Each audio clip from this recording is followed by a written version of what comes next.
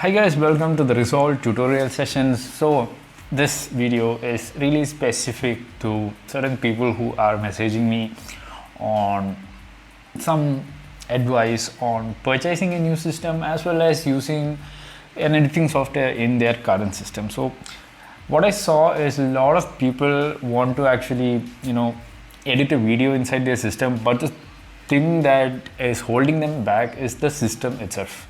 So what I mean is people out there, like most of the people out there is not actually buying a dedicated editing system for their work. So I can't blame them because they are working on different fields and they want to actually edit their video so that they get an exposure, and video is the main form of content in this century. So the golden tip that I really want you guys to know, and it's kind of free for everyone, is use DaVinci. And it will be hard for the first 1 month, I guess, but once you get the hang of it, it's really useful. Two reasons. First reason is that DaVinci is absolutely free. If you're downloading DaVinci 15, it's absolutely free, and you essentially are getting the whole package without even paying a penny. Okay, so that's a really good thing. And secondly, the processing capacity of DaVinci is really low compared to other editing softwares. So if you're using Mac systems, then definitely go for Final Cut, because I think that will be useful for the Mac people, that is Apple people. Okay, so people who have money, people who have choices. Okay, and so coming to the second part of the problem, that is the system really crashes here and there. So even when I recommend DaVinci to people come reverting back to me and saying that, dude, this is actually crashing again and I can't actually use it because I can't see what actually I have edited. That's because your system is not really, in this best performance, but you can still use that system to crank up to its best performance. That's the beauty of DaVinci. Okay, so let's get into the editing space. So what you see here is actually a 4K footage which we have shot. I have muted the track so that it doesn't really disturb the tutorial. So this is a 4K footage. So if you go to the metadata, you can see that it's a 4K footage here. 3840 into 2160, that is a 4K. And this is shot by Manas Murali in his brand new A6400, and it's a beautiful 4K footage. So my system is actually not a very best system, but it's upgraded to its max point so that I won't really, I'm not a person who uses PC, so I do all my editing in my laptop, which is kind of a weird thing for editor, but it's not a disadvantage. It has its pros and cons. So I'm just clocking my system so that you can see that what will happen into your system when you have a footage. So now my system is not clocked, so I'm actually adding a little bit of color grade to it. So I have actually done this color grade. It's not really fancy, it's just a color grade so that my system really chokes on the whole process of this video. So as well as I'm adding a fusion node. This is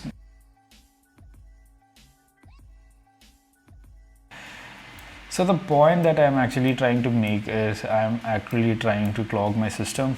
Okay, so what I did here is nothing really fancy. I'm actually doing a lot of effects inside a video so that my computer doesn't take it. So if I play it right now, it's kind of really slow, it's really stucky right now. This is the usual thing that will happen to your normal PC when you play 4K footage or any kind of, if you do any kind of basic color grading on a 1080p, it really slows down the video. So one way to actually know what is happening here is if you look at this space, which is the left top corner, you can see actually what frame rate it's actually playing in. Now if you see there is a frame rate like 4.75, it's actually a 25 FPS video, I guess. Let's see, it's a 30 FPS video and it's actually playing at around 4 FPS. That is really slow. So if you see here, this is at 24 FPS, it's playing at 24 FPS and it's really smooth, but here it's not really smooth. So how do we make it smooth? So the traditional way is to optimize the video. So how do you optimize the video?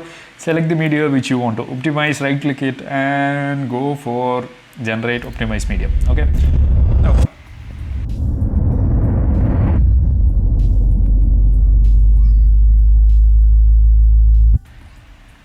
so I don't really recommend using optimized media. The main thing is because it's kind of a really slow process. You have to wait till that optimized media is generated, which is kind of a real kick in the. So how do we tackle this solution? In Resolve, there is something known as dynamic rendering, and for those guys who are using MacBooks and FCP, then there is something that is called a real-time rendering, which is a really big thing in FCP, and I think that's the only prominent really difference there is, and a lot of external plugins. But enough of that. What actually Resolve does is they also have this real-time rendering, but is under a different name.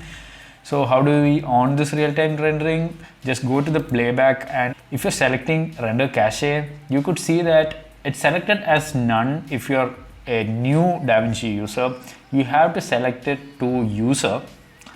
So what it does is immediately you can see a red bar coming up on the timeline, and this is the red bar which is actually determining the smoothness of the playback. So the red means the DaVinci is actually compiling and rendering it on real time while you can edit. You can actually edit and you can cut the video here and you can edit, and at the same time the rendering is actually happening here.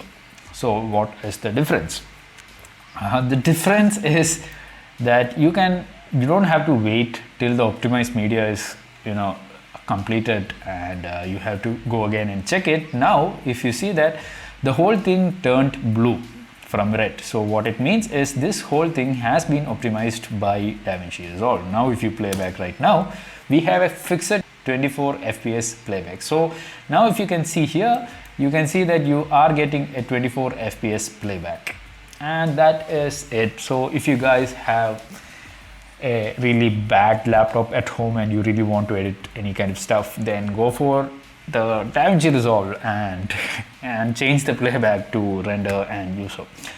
So that it'll be a separate video on what is the advantage of optimizing media and what is the limitation of this rendering cache. So in simple words, the main limitation is that if you are having any kind of 3D Fusion 3D tracking or something which is really heavy to process, then it would be better to optimize the media. That is the sole reason of optimizing the media. It's not for actually a light task. So if you are having a really big task going on in the video, then you can use the optimized media. Otherwise, just switch the render cache to user, everything will be fine. So hope you guys love this video. So as always, you know what to do if you like this video.